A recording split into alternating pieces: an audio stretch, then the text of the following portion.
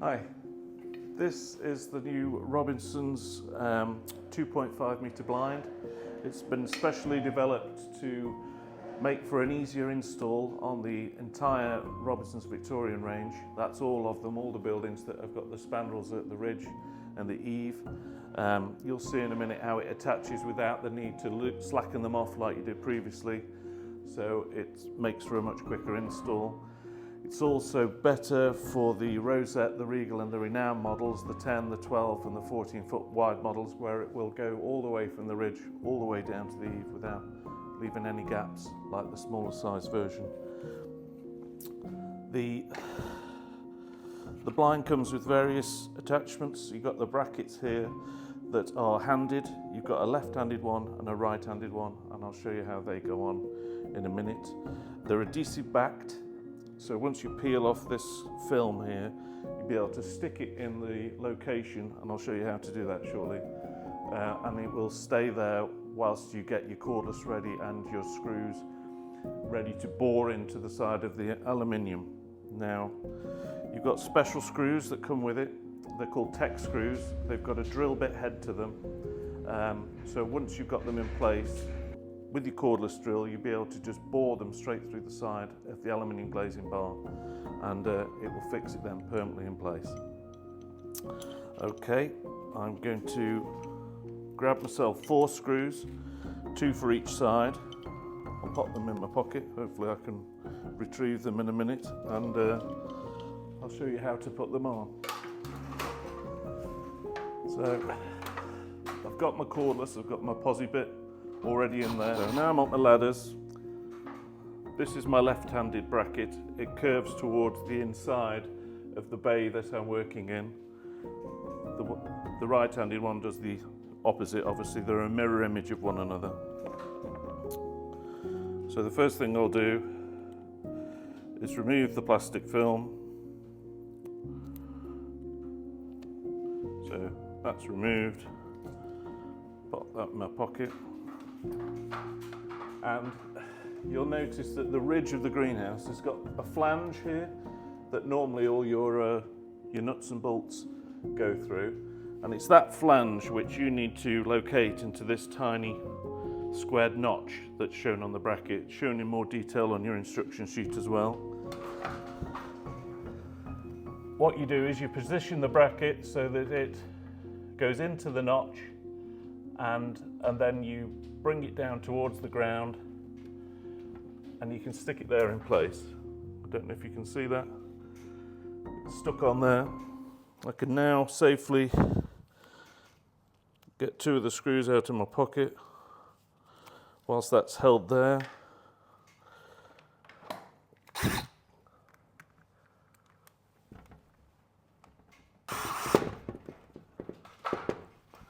That's the first one in.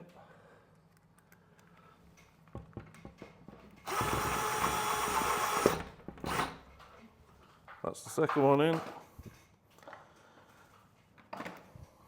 Now we do the same on the other side. Stick it into place.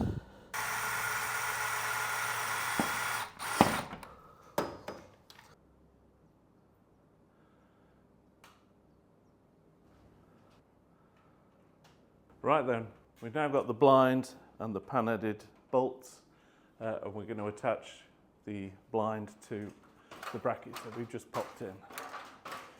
So carefully ascend the ladders. Now you can actually put these through loosely to start with. Again, it's probably a bit safer than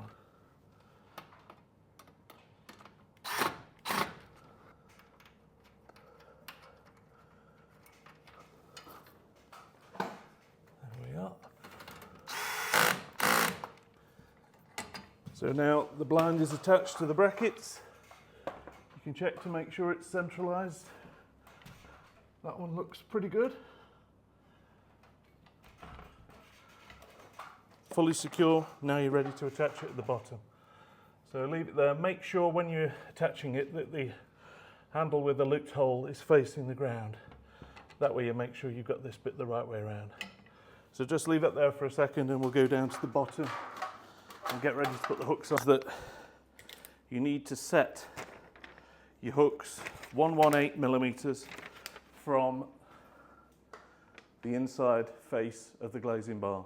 Now, if you're doing a lot of them, it's probably easy to get yourself a bit of glass separator that you've cut off and cut it to exactly 118 millimeters long, and then you can use that as a bit of a template for all of them so that it's all perfect. But I'm only doing one, so I'll just measure with a tape measure.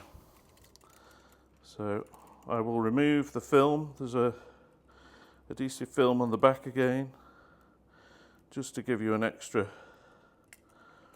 pair of hands. Make sure it is 118 between. I can stick that in place. Now I won't screw it until I bring down the blind and check that they align nicely. And once I know that they're perfect alignment, then I can commit and put the screws through. So I'll do the same for the other side. So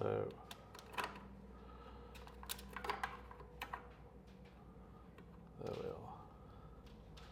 118 millimeters stuck into place. So now I'm just going to pull the blind down and check that. You probably noticed earlier these silver sections on the blind.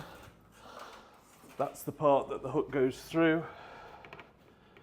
Now that's going to line up nicely with those. I'm not going to hook it on yet because it's only stuck on, remember, so I might pull it off the adhesive. So I'll just let that go up. So now I'll get my 4 remaining screws. Make sure these brackets are as far down as they'll go. There's a bit on the back that helps to give you a guide. You want to make sure that the screw's going as low down through the top gutter flange as possible.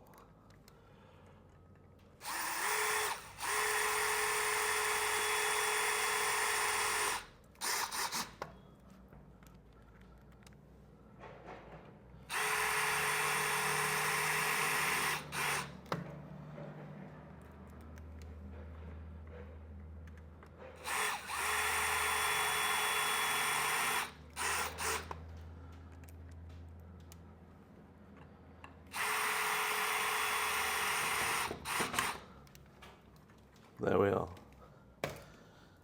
Now I'll just get the blind.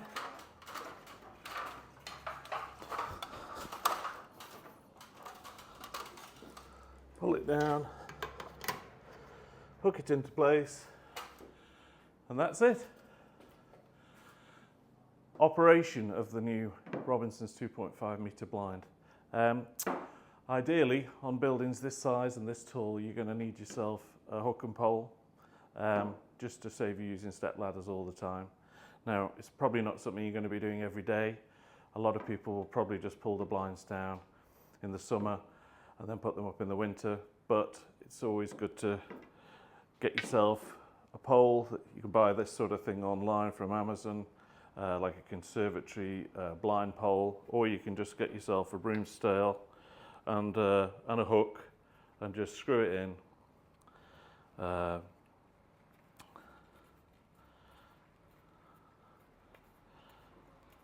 That's all you need. Now I'm going to use this one. This one's a little bit short for me.